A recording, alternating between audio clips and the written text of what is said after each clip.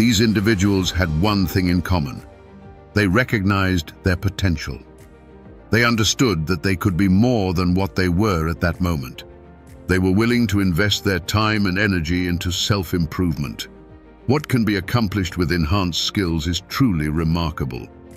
I'd like to share a few brief stories and perhaps draw some lessons from them.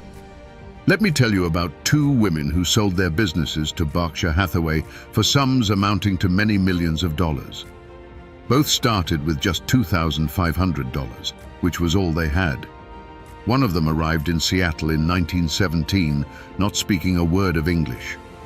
She wore a tag around her neck that read, Fort Dodge, Iowa. The Red Cross took her to Fort Dodge, where she reunited with her husband, who had come to the country a few years earlier. She lived in Fort Dodge for 2 years, and as she recounted, felt embarrassed for not being able to learn the language. So, she and her husband decided to move to Omaha, where they arrived in 1919.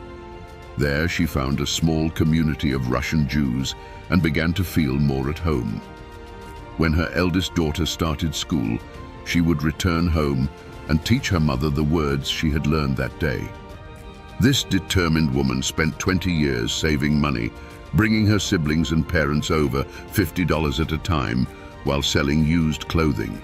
During this time, she had 4 children, and in 1937, after 20 years of hard work, she saved $2,500. She went to Chicago and purchased what she could: furniture. Her dream had always been to open a furniture store. This woman, who had never attended school, with $2,500 and the same spirit as the people in this room, worked tirelessly to achieve her dream.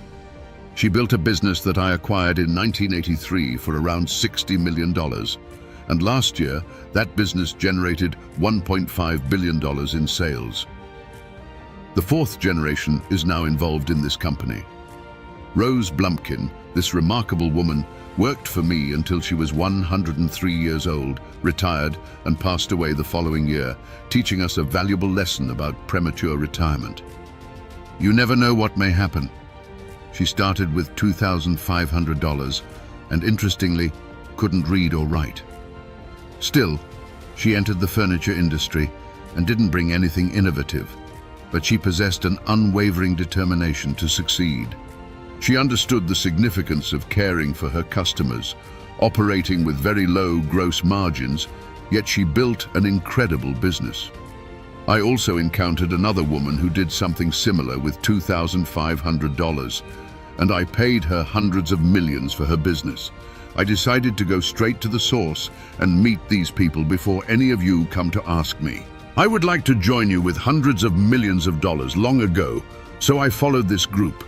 And today I want to discuss another small business owner. This person, I tried to buy his business, but he declined, which was quite wise. He was born about 8 years before me in 1922. Let's call him Jack. He lived in the Midwest, was a talented athlete, and didn't care much for school. Let me share something that might help you figure out who he was. The company he established hires more college graduates each year than any other in the United States. This guy was destined for greatness, but he didn't realize it. Jack attended college for a year and then dropped out because he wasn't genuinely interested. The year he left was 1941, and when the country went to war, he volunteered at the Army Air Force recruitment station. They turned him down due to a fever, so he joined the Navy and was accepted. He was placed on an aircraft carrier where he piloted small planes during World War II, earning 2 distinguished flying crosses from the Navy. After that, he returned to the Midwest. By this time, he would have been around 23 or 24 years old, and it's interesting that he moved from one job to another during a period that wasn't very short. Over time, he became a used car salesman at a Cadillac dealership in St. Louis, Missouri. At 35, having advanced in the sales organization, he told his boss he could enter the car leasing business with him. The boss said that if he halved his salary and secured $25,000, which he borrowed, they could become partners in a leasing company. Thus, my friend Jack began at 35 in the car leasing business, And he had 7 vehicles that were quite slow. In fact, one of his tactics was to let the phone ring 3 or 4 times so that people would think he was very busy answering other calls. Of course, the only call he would get all day was that one. His first venture was good, but it didn't go far. And there's a lesson in this for all of us. At 40, he decided that with 17 vehicles, he would compete in the car rental market. Now he was taking on Hertz, Avis, and others that had hundreds of thousands of cars, while he had just 17. His vehicles were no different from theirs. He bought them from General Motors or Florida Chrysler. He couldn't get them at airports, where those companies had sold out. But he was determined to provide the customer with something unique, along with a friendlier service than they had ever seen. He then founded a company he named USS, after the ship he served on in the Pacific. He passed away about 1.5 years ago, but when he died, his car rental company, starting with those 17 cars, was worth more than Hertz, Avis, and all the other rental companies combined. The man's name was Jack Taylor, and his son Andy Taylor is a good friend of mine who now runs the business, with the grandson also involved. They will likely be 4th-generation alumni. So this man in the United States did not invent artificial intelligence. You know, he didn't create anything like selling furniture. I mean, any of us could have entered those businesses, but he lived by a creed focused on delighting his customers, working with people, and building relationships so that they, in turn, would want to please the clients. He couldn't go everywhere and manage all the car rental possibilities, but he learned to project himself. His attitude towards others and his desire to make each customer a friend allowed him to take very ordinary cars and turn them into an extraordinary business from practically nothing. This illustrates several points. One is that you don't necessarily get it right the first time, exactly right on the first attempt.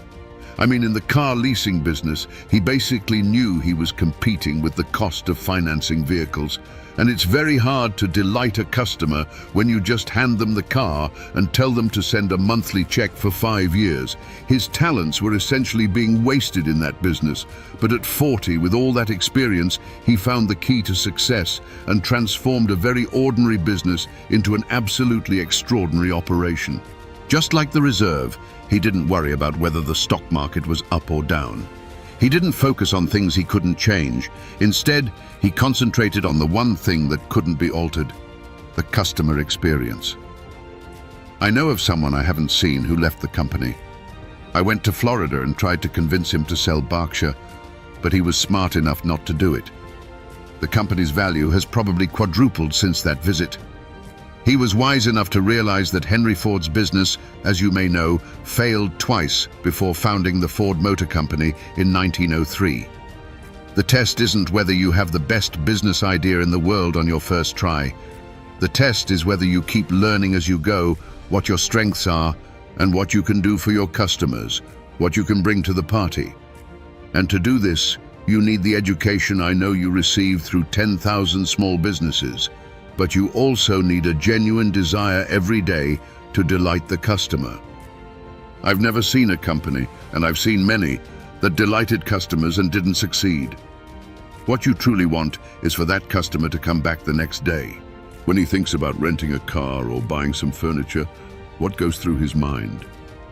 You know, it's the place where he had a great experience. I don't know how much I paid for this. In fact, I probably got it as a gift. But for the purposes of this speech, I'll say I have no idea who I am or the shirt I'm wearing, yet I know I'll remember how I was treated when I bought it. I mean, you might forget the price, but you never forget whether you had a good or bad experience while purchasing. It's hard to find someone who had a wonderful experience buying something that won't return. Similarly, if the memory is one of rudeness, indifference, or anything negative, they'll never come back. As a small business owner, as you grow, you not only need to project genuine interest in people's well-being and delight them personally, but you also need to do this through others. You won't be able to achieve this with people who feel they are not treated fairly or that their views are not adequately considered. So, you really need to learn to multiply yourself through others. I advise young people to come to Omaha. We have many classes, and the key is certainly in your personal life. The most important decision you can make is about your spouse, which most of you will likely have. It's crucial to surround yourself with people who are better than you. You will move in the direction of the people you associate with. So, if you consistently surround yourself with better individuals, you've been very fortunate in that regard. I mean, I've always had teachers, friends, and a wife who were better than me, and I had the sense to learn from these people. Life flows better when you behave well. Therefore, I advise you to seek, as partners in business and in life, individuals who serve as examples, not those from whom you feel you need to distance yourself. Simple rules like delighting customers, working through others, and associating with people who will take you down a better path can lead you very far in life.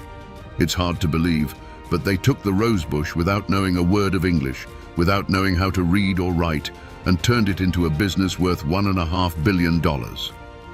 Moreover, there hasn't been any capital invested since $2,500, which was the total paid to the Nebraska furniture market.